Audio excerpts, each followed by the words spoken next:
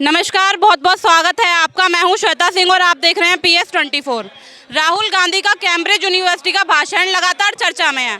आपको बता दें कि राहुल गांधी ने लगातार भारत के लोकतंत्र पर प्रहार किया है और पीएम मोदी को लेते भी तंज कसते हुए नजर आए हैं।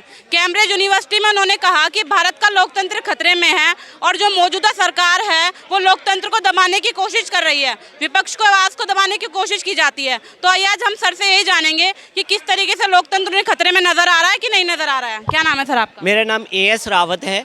देखिए, कोई भी लोकतंत्र खतरे में नहीं है। राहुल गांधी की तो आदत है, वो विदेश में जाते हैं और अपने देश की बुराइयां करते हैं। देखिए, आपके घर में भी कभी झगड़ा हुआ होगा, तो क्या आप अपने बाहर पड़ोसी को बताते हैं कि मेरे घर में झगड़ा हुआ है, मेरे घर में आज ऐसे हुआ है, या मम्मी पापा ने ऐसे करा, पापा ने मम्मी को ऐसे बोला? क्योंकि हमारे घर का मामला है, अपने घर में निपटाते हैं ना हम लोग, ना कि बाहर देशों में जाकर के अपने घर की बदनामी करते हैं, अपने देश की बदनामी करते हैं।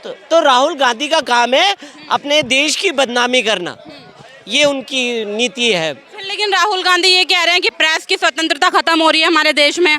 देखिए, प्रेस की स्वतंत्रता, देखिए आप और हम सभी यहाँ पे ये सारे प्रेस वाले ही हैं, तो देखिए सारे लोग स्वतंत्र हैं, तभी तो यहाँ पे वक्तव्य दे रहे हैं। मैं आपको आंसर दे रहा हूँ, आप मेरे से प्रश्न पूछ रही है। अगर ख़त्म हो गई होती, इनको भेजना चाहिए चाइना, और इनका चाइना का प्रेम भी है, तो चाइना ही भेज देना चाहिए इन्हें। तो वहीं पे जाके पता चलेगा कि कैसे होता है पत्रकारों की स्वतंत्रता या नहीं स्वतंत्रता। सर, राहुल गांधी लगातार ये भी कह रहे हैं कि सुप्रीम कोर्ट तक खतरे में है। सुप्रीम कोर्ट ऐसे फैसले लेता है जो भाजपा कहती है, जो मौजूदा सरकार कहती है। तो इनका कहने का मतलब था कि जैसे हम कहलाते थे ना, अयोध्या का मतलब हमने इतने सालों से लटका के रखा, धारा 370 इतने दिनों तक लटका के रखी।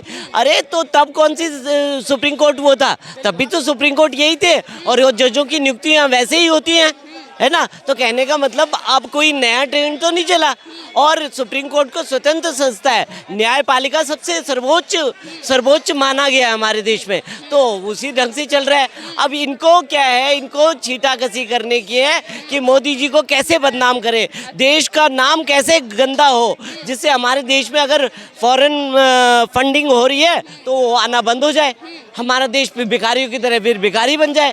तो ये कांग्रेस की पॉलिसी है, अपने देश को भिखारी बनाने की, अपने देश को गुलामी की तरफ धकेलने की। क्या नाम है सर आपका? मोहम्मद अफजल नाम मेरा है। सर, कैम्ब्रिज यूनिवर्सिटी में जो भाषण दिया है राहुल गांधी ने, वो लगातार कह रहे हैं कि लोकतंत्र हमारा खतरे में। आपको भी लग रहा है ऐसा? ऐसा कुछ नहीं है, ये सब सिर्फ राहुल जी का बस चुनावी भाषण है, देश को गुमराह करने का है। और तो चुनावी भाषण वो बाहर देश में जाके क्यों दे रहे हैं, अपने देश में दे भाषण। उनकी सोच है। हम लोग सोच ये है कि देखिए, हमारा जो अब जब से 2014 के बाद से देश हमारा हर तरीके से प्रगति कर रहा है, देश में रोड बन रही है, हर चीज़ बन रहा है। इसी वजह से उनको बहुत परेशानी हो रही है राहुल जी को। सर, नाम एक बार फिर से बता दीजिए, क्या नाम बताया? मेरा नाम मोहम्मद अफजल, मैं बनारस का हूँ। अच्छा सर, मोहम्मद अफजल आपने नाम बताया, मुस्लिम है। राहुल गांधी लगातार ये कह रहे हैं कि अल्पसंख्यकों को पीछे रखा गया है, सेकंड नंबर का सिटीजन बना दिया है, उनके लिए विकास नहीं हो रहा कुछ भी। कुछ नहीं है। आप देखिए, हमारे योगी जी, हम बनारस के हैं, योगी जी अभी देखिए 7 तारीख को होली वहाँ पे मनाई जा रही है, और उसके बाद बर्फात है, ठीक है। ये दोनों को 8 तारीख को बर्फात था, बट इन्होंने कर दिया होली एक दिन पहले। बाकी और इंडिया में तो 8 तारीख को होली मनने वाली है, मैं बनारस में 7 तारीख को बनने वाली है। तो कहाँ से आप अल्पसंख्यक को, ये सबका साथ सबका विकास का ही तरीका है। ये योगी जी और मोदी जी समझ लीजिए कि सबके साथ ही चल रहे हैं। ये वो तो कह रहे हैं भाजपा दबा रही है, जो अल्पसंख्यकों मुसलमानों को दबाती है भाजपा सरकार। मैं खुद एक मुसलमान हूँ, बनारस में रहता हूँ, पूरा बनारस भगवामय है, मेरे दोस्त सब हिंदू हैं, वो उन लोग के 70% मेरे हिंदू दोस्त हैं। मैं उनका उठना बैठना खाना सब कुछ होता है। मैं 7 तारीख को मेरी कल फ्लाइट है, मैं कल होली भी मनाऊंगा। सर, कोई परेशानी नहीं है आपको? कोई परेशानी नहीं। बनारस में आके देखिए, सब मुसलमान एक दूसरे, हिंदू मुसलमान जो है कि ईद मनाते, बकरीद मनाते, सब कुछ तो करते हैं। ये कहने की सोचने की बात है। ये सब सिर्फ भड़का रहे हैं लोग को, और कोई कह रहे हैं और भड़का रहे हैं राहुल गांधी। यहाँ सर, राहुल जी तो ये कह रहे हैं रोड कुछ नहीं बन रहा, कोई विकास नहीं हो रहा, भाजपा तो लूट रही है बस। बनारस में मैं रहता हूँ, बनारस का मैं छात्र हूँ विश्वविद्यालय का, MA का, और वहाँ पे आप आके देखिए, रोड पुल बहुत अच्छे खासे विकास, अब बहुत अच्छे खासे विकास हो रहे हैं। और वहाँ पे कुछ मतलब कि इन लोग को चाहिए कि कैसे भी मोदी जी के खिलाफ जो है उनको बोलना ही है कुछ ना कुछ अनगनर। राहुल गांधी ये भी कह रहे हैं कि हमारे देश में प्रेस खतरे में है, न्यायपालिका खतरे में है, संसद खतरे में है, हर चीज़ खतरे में है। कुछ खतरे में नहीं है, उनकी बस जुमलेबाजी है। ये मोदी जी को लोग बोलते हैं जुमलेबाजी ना, वो खुद जुमलेबाज हैं एक नंबर। ये उनकी सोच है, ये डिपेंड करता है उनके ऊपर। इसीलिए लोग उनको पप्पू कहते हैं ना। बोलने का तरीका ही नहीं है, कुछ भी बोल देते कहीं भी अनाप शनाप।